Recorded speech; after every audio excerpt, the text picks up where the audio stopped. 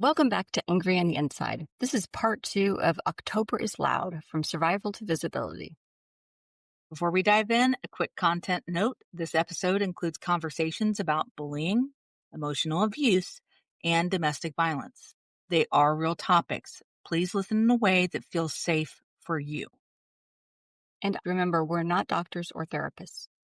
We are certified ADHD coaches, but this podcast isn't coaching. We are just two late diagnosed women talking honestly about what it's like to live with these things.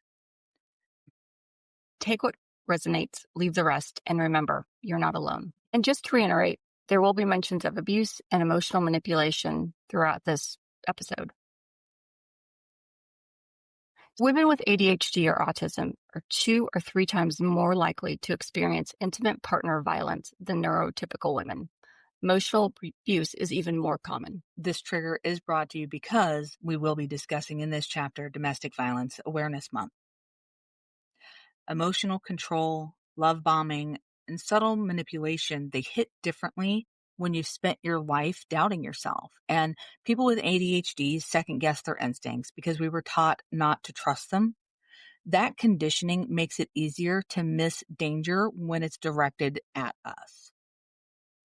You can even come from a home that never showed visible abuse and still end up in an abusive relationship. It's not about background. It's about tactics that target empathy. If you're recognizing yourself in situations like this, call 1-800-799-SAFE. That's 1-800-799-7233. Or you can text the word START to 88788. Compassion helps find safety, not shame. With that heavy topic covered, we'll go into another one. October is Bullying Prevention Month, and the stats are brutal. Kids with ADHD are 2 to 3 times more likely to be bullied. Like many of us, you may remember being too much before anyone called it ADHD. That combination makes for an easy target, and it doesn't always stop in adulthood. It just shifts. In childhood, we sit and we believe that it is going to come to a stop, and we realize that feeling of unease, of being overwhelmed or overtaken, it pulls into this. And bullying leaves long shadows. It shows up later as perfectionism, people-pleasing, or fear of conflict. And many, many, many of us experience these. Whether it's linked directly to bullying, I can't say. But I can say that I do know I myself have experienced these things, both because of bullying and because of different things that have occurred in my life outside of bullying. So it can be twofold, but if you're unpacking that now as an adult, you're not being dramatic. You're finally giving language to what happened to you. And I think that's such an important note of even if the bullying happened years ago, it's still around. As you said, it casts a long shadow. It's something that we're still dealing with. If any of this hits home, therapy, support groups, or ADHD community spaces can help you practice boundaries without fear. Safety doesn't need to mean silence. Another part of our awareness in October is learning disabilities and dyslexia awareness. About 25 to 40% of people with ADHD also have a learning difference like dyslexia or dyspraxia. But fortunately, there are accessibility tools like bionic reading or fonts like Lexend, which make reading easier for ADHD and dyslexic readers. It's a design that meets your brain where it's at. Accessibility isn't about ability, it's about options. Options are inclusion in practice and real life.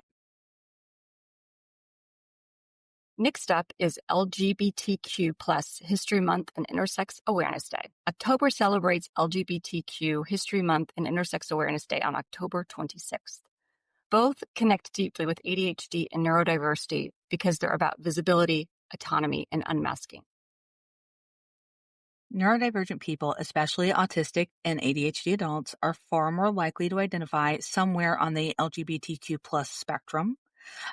When you've spent a lifetime feeling different, you start questioning every box society hands you. And many people feel that the reason why these two groups intersect so much and overlap is that our brains are far more open to seeing different connections, different parallels, and different understandings. This also links into our ability for hyper empathy to actually understand what it's like to stand in someone else's position. We're all asking for the same thing, to be seen, respected, and allowed to define ourselves. As we head into Transgender Awareness Week, November 13th through the 19th, and Transgender Day of Remembrance on November 20th, we honor those whose courage to live authentically came at a cost, and those still fighting to be recognized. I'm going to cry. Next up is Filipino American History Month. Filipino American History Month isn't usually tied to ADHD, but it matters. In many Asian and Pacific Islander families, mental health differences still carry a very real stigma. ADHD gets reframed as laziness or lack of effort. Representation changes that. When Filipino American voices show up in ADHD conversations, it opens doors for others to ask questions without shame. And that same theme will run through National Disability Employment Awareness Month. On paper, we have rights. The ADA, accommodations, anti-discrimination laws. But disclosure still feels risky. But equity isn't just hiring us, it's keeping us. Accessibility isn't charity, it's ethics. We know in this current climate, there are many, many changes going on with disability employment and accommodations and things like that. It is still something to stay aware of and still something to be open to as it continues to change. It will continue to shape our lives and our experiences. Cybersecurity Awareness Month. Now, this one might seem random until you realize how much of online safety depends on executive function. Updates, passwords, remembering which site sent what weird link. We all know ADHD brains juggle so much digital clutter that security can slip fast. We click before thinking, we skip our updates, or forget which two-factor code goes where, which is so true. And we have passwords like 1234567 because it's easy to remember. Or we have the same password for every single thing. Yes.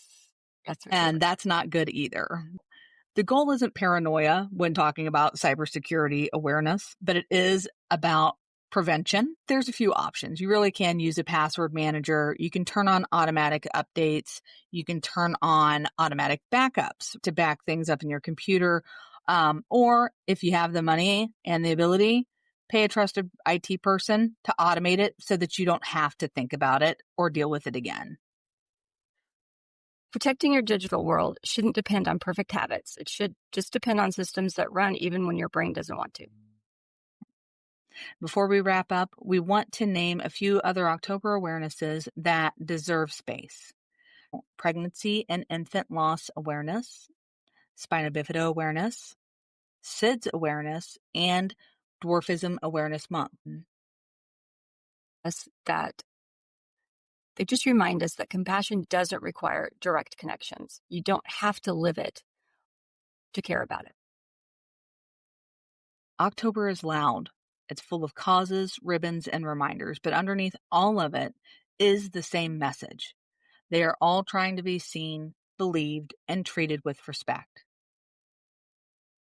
October shows us how connected everything really is, our health, our safety, and our stories. You don't have to be able to don every ribbon to matter. You're already part of the fabric.